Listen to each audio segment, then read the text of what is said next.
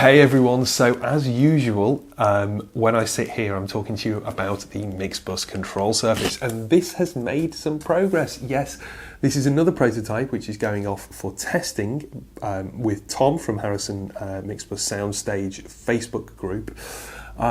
It's not the complete thing, obviously. We're going to have a full case made. Because that's what people have asked for. There's still button caps to come. These are just temporary knobs. Obviously this jog wheel knob that's off a hi-fi, you know. We'll get some proper knobs on there. But I'm just going to show you a little video that I shot in the studio the other day. And we can talk about, you know, the different functionalities that are available on the unit. And it's just nice for you guys to see it, you know, on an actual physical, rather than just being a circuit board on an actual front panel. As I say, I'd like a sort of a console type feel, and I'm negotiating with a case manufacturer to get some of those done. The knobs and buttons are going to be different and slightly different layout, but the general principle is the same. So what I need you guys to do now is watch the rest of the video. If you haven't watched the other videos in the series, watch them. See if you're interested. If you are interested, join my new Facebook group that I'm creating so we can track the progress of this. Okay.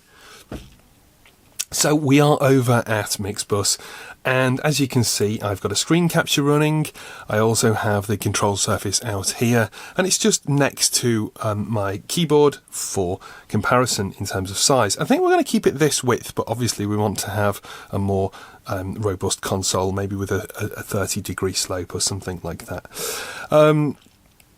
So as you can see, there are three sections, just as in the last one. You've got an EQ section, you've got auxiliary, you've got dynamics, and then this section is all your transport, function keys, a shift button that I've added. Obviously we're going to have fader caps on the button caps on these, and we have a jog wheel.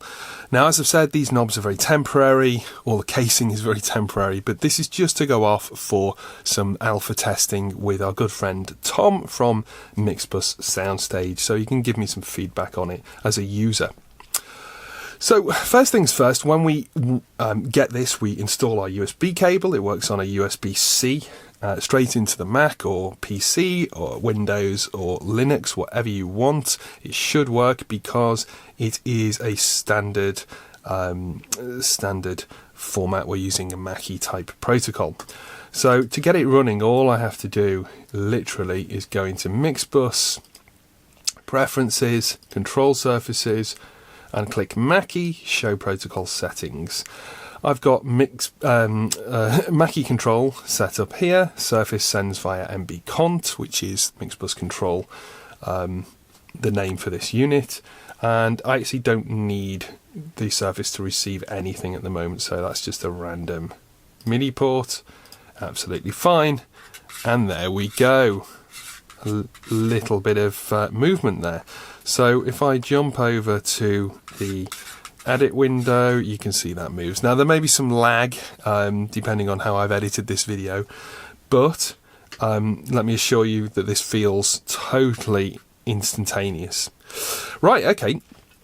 So if we now go over to the EQ section, we can see that the EQ knobs can be moved, and they can be moved simultaneously. We can do multiple knobs at once. The high-pass filter can also be added with the shift button to bypass and engage the EQ section. Now the cool thing I found about this, I'll say again, is the layout is the same as the layout on screen, and that makes you kind of conflate what you see and what you feel, and it feels like you're using an actual desk. We don't need to add LED rings, although that might come at a later date, but I'm not feeling that we need to add LED rings because really we're just looking at the mixer on screen and we're feeling it. Another cool thing is that under a normal kind of control surface, you might get EQ spread across the encoders at the top of the control surface. Then you go to auxiliary mode. Then you go to dynamics mode. Well, we can do that all at once. If we look very carefully at the different sections here, I can change frequencies, I can change gains, I can change the high pass filter, I can send more or less to various mix buses and so on, as required, all simultaneously with two hands. You could even have an assistant changing something if you wanted to write some complex automation in one pass.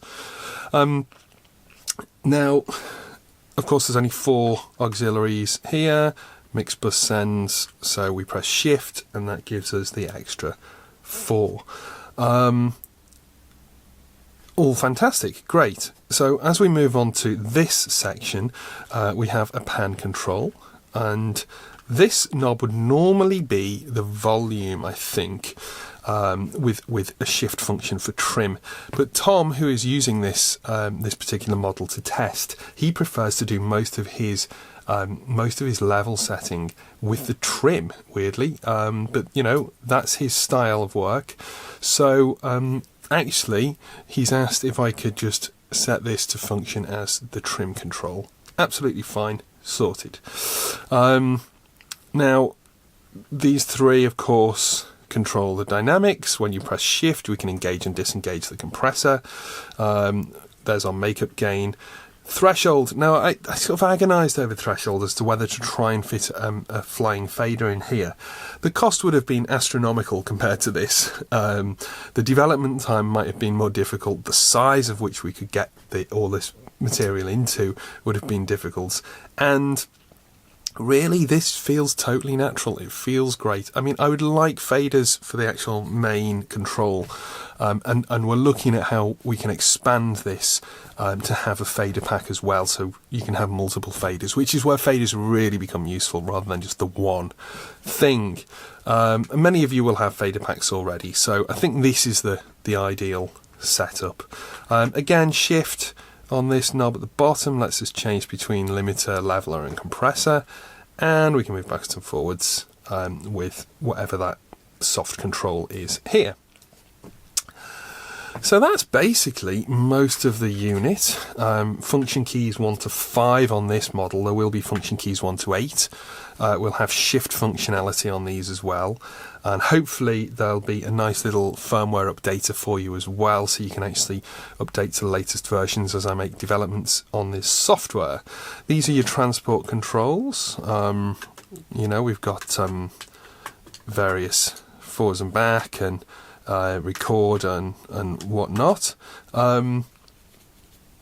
All very easy to operate once we've got buttons on them. And that's the control surface, really. So, as I say, what I need you guys to do is to come over and join my Facebook group that I'll set up to follow the control surface. We'll have a little bit more interaction, then I will send these boards off for manufacture. I've got Paula Maddox, who is a synth designer and bionics designer, who's very, very kindly offered to help out on the circuit board design.